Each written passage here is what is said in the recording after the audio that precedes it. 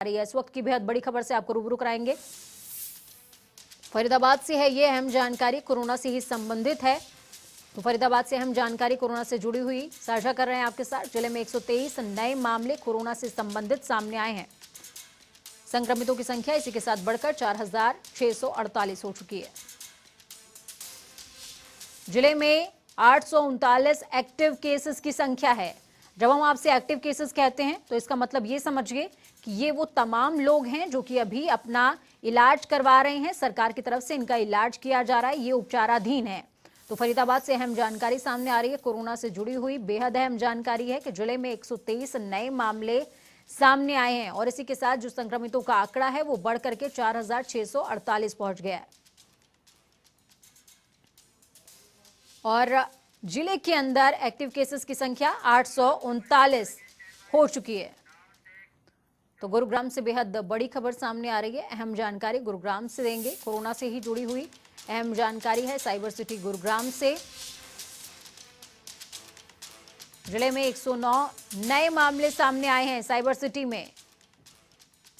हालांकि पिछले कुछ दिनों से साइबर सिटी में जो रिकवरी रेट है वो थोड़ा ठीक हुआ है। संक्रमितों की संख्या में भी इजाफा हुआ है। जिले में 946 एक्टिव केसेस हैं।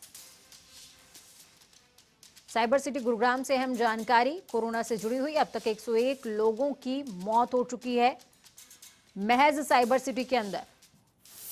तो आपको बता दें, साइबर सिटी वो क्षेत्र जो कि दिल्ली से लगा हुआ है। ऐसे में गुरुग्राम उन तमाम जिलों में शुमार है जो कि सूबे के लगभग 80% केसेस शेयर करते हैं। जिले में एक्टिव केसेस की संख्या 946 हो चुकी है। अब तक 101 लोगों की मौत भी हो चुकी है। तो गुरुग्राम से कोरोना से जुड़ी अहम जानकारी सामने आ रही है और वो अहम जानकारी क्या है वो आपको बता रहे हैं। 109 नए मामले सामने आए हैं कोरोना से जुड़े हुए। संक्रमितों की संख्या बढ़कर 6,058 हो चुकी है और जिले में 946 एक्टिव केसेस की संख्या है।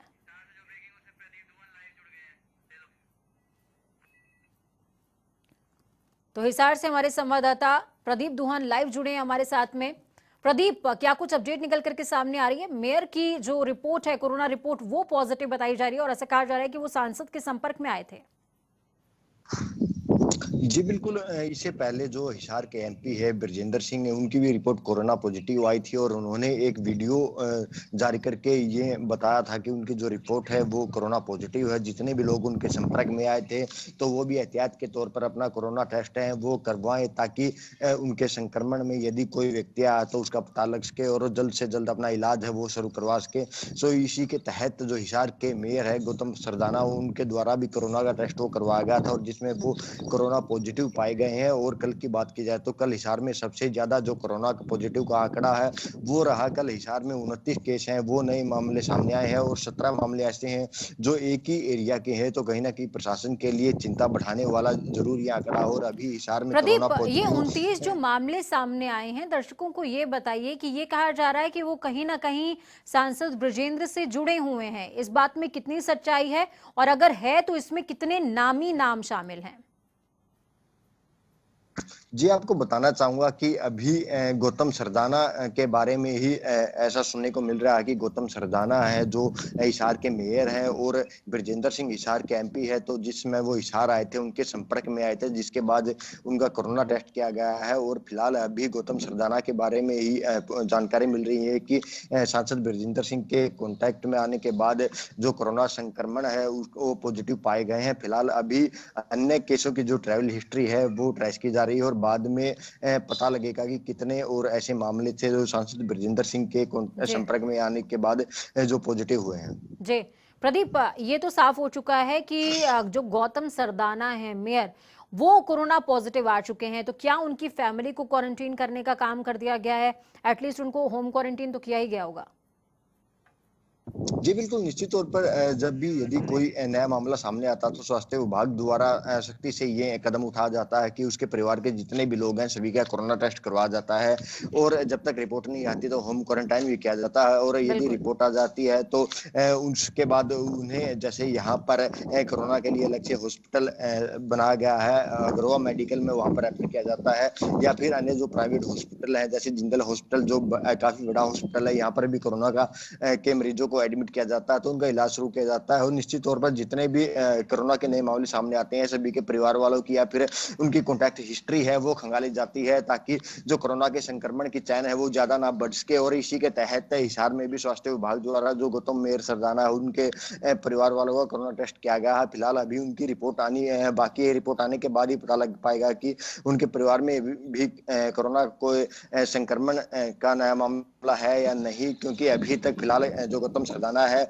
वही कोरोना पॉजिटिव पाए गए हैं और जी नगर निगम के मेयर भी है तो इसके तहत परेशानियां जो ज्यादा बढ़ भी जाती हैं क्योंकि बहुत से बिल्कुल, ऐसे और अधिकारी हैं जो परेशानियां गौतम बढ़ भी सरदाना जाती हैं जब जिम्मेदार व्यक्ति जो है वो खुद संक्रमित हो जाए तो सवाल भी उठते हैं और साथ में जिम्मेदारियां अब किस पर जाएंगी ये भी सवाल उठता है। बहुत बहुत धन्यवाद प्रदीप हमारे साथ जुड़ने के लिए, अहम जानकारियां साझा करने के लिए। तो सांसद ब्रजेंद्र जो है जब उनकी रिपोर्ट कोरोना पॉजिटिव आई थी तो उन्होंने अपनी जिम्मेदारी निभाते हुए एक वीडियो संदेश जारी किया। उन्होंने साफ तौर पर कहा कि मेरी रिपोर्ट जो है पॉजिटिव आ चुकी है और मेरे संपर्क में जितने भी लोग आए हैं वो तमाम लोग अपनी कोरोना की जांच जरूर करवा लें, अपना बहुत ख्याल रखें।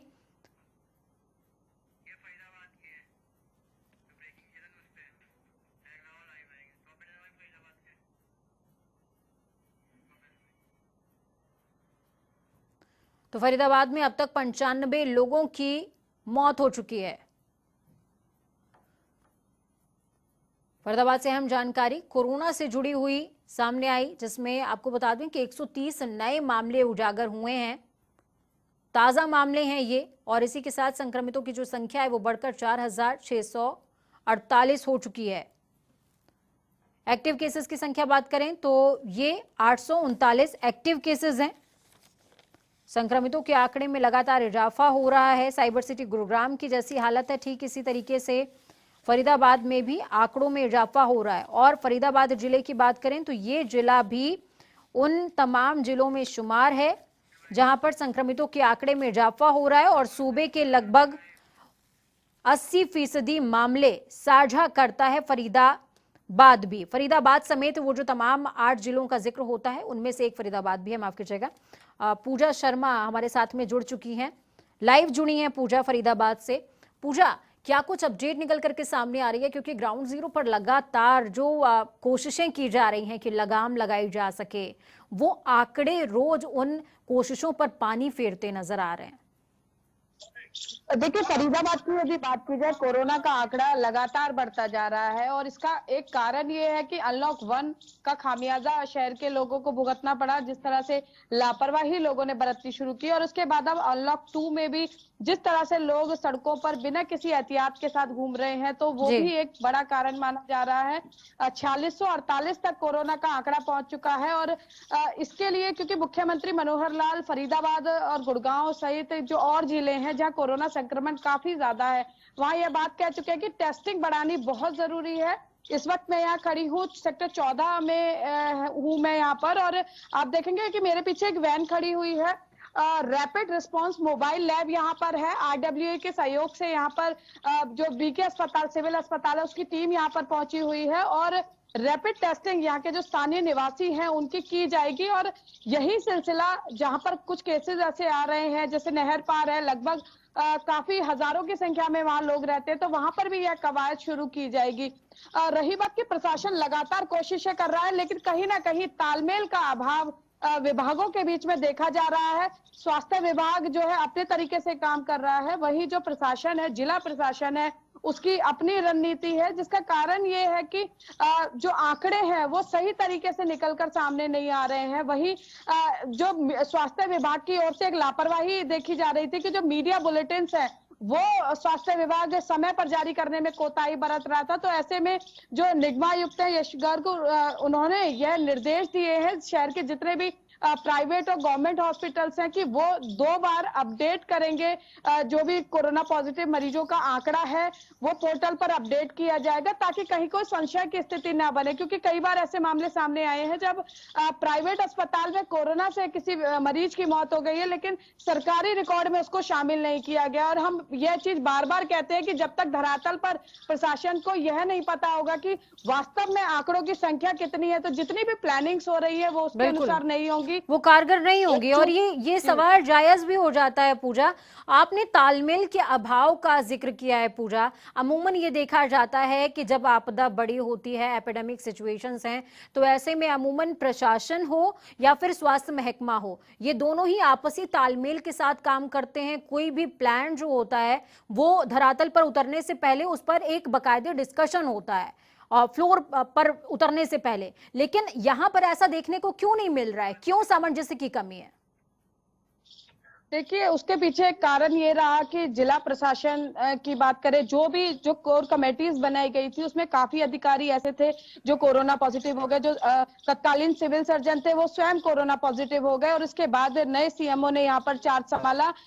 लेकिन जो एक कार्यशैली में खामी है उसकी वजह से जो प्रशासन काम कर रहा है उसके परिणाम सार्थक नजर नहीं आ रहे हैं। आपको बता दें कि इसको एक बहुत बड़ी चूक कहा जा सकता है कि गाइडलाइंस के अनुसार जो एएनएम होते हैं उनको कोरोना के टेस्ट करने के लिए वो अधिकृत नहीं होते, लेकिन बिना किसी पीपीई किट के वो एएनएम टेस्ट कर रहे थे। और जब हमने ये बात उजागर की तो उसके बाद रिवर्ट फैसला लिया गया और अब जो ट्रेन डॉक्टर्स थे वो केवल टेस्टिंग ले रहे हैं। तो देखिए, जो लोग नियमों का पालन करवाने वाले हैं, यदि वो नियमों को ठेंगा दिखाएंगे, बिल्कुल। और सवाल अपने आप में है पूजा कि जो जिम्मेदार हैं उन्हें ही जिम्मेदारी का अगर जो है भान नहीं रहेगा तो वो कैसे जिम्मेदारियों का निर्वहन करेंगे और कैसे जिम्मेदारियों का निर्वहन करवाएंगे। बहुत बहुत धन्यवाद हमारे साथ जुड़ने के लिए, अहम जानकारी साझा करने के लिए। अपना बहुत ख्याल रखिए।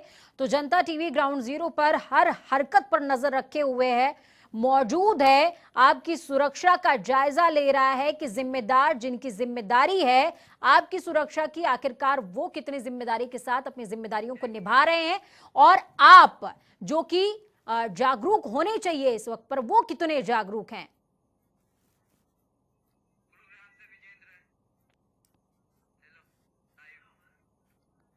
गुरुग्राम से हमारे संवाददाता ब्रजेंद्र लाइव जुड़ चुके हैं हमारे साथ में। कोरोना अपडेट की हम बात करेंगे ब्रजेंद्र के साथ में। ब्रजेंद्र, कोरोना के आंकड़े साइबर सिटी में लगातार बढ़ते जा रहे हैं और ये आंकड़े डराने वाले हैं।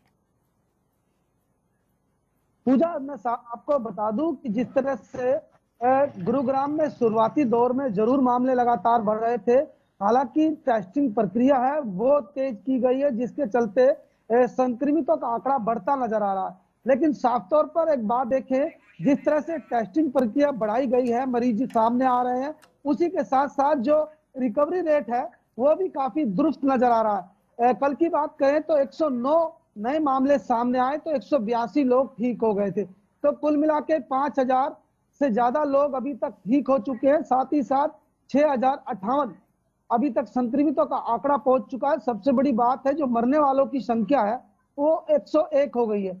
लेकिन सबसे बड़ी बात है कि इसमें जो 50 या 55-60 साल के जो बुजुर्ग लोग थे उनकी ज्यादा मृत्यु है, और साथ ही साथ 20 महिलाएं बताई जा रही हैं। तो कहीं ना कहीं इम्यूनिटी कमजोर होने के कारण इन लोगों की कोरोना के चलते जान गई है। और कहीं ना कहीं इस रिपोर्ट के जरिए ब्रजेंद्र ये भी पता चलता है कि हमें अपने बुजुर्गों को कितना संभाल करके रखने की जरूरत है इस एपिडेमिक सिचुएशन में। बहुत बहुत धन्यवाद हमारे साथ जुड़ने के लिए, अहम जानकारी साझा करने के लिए।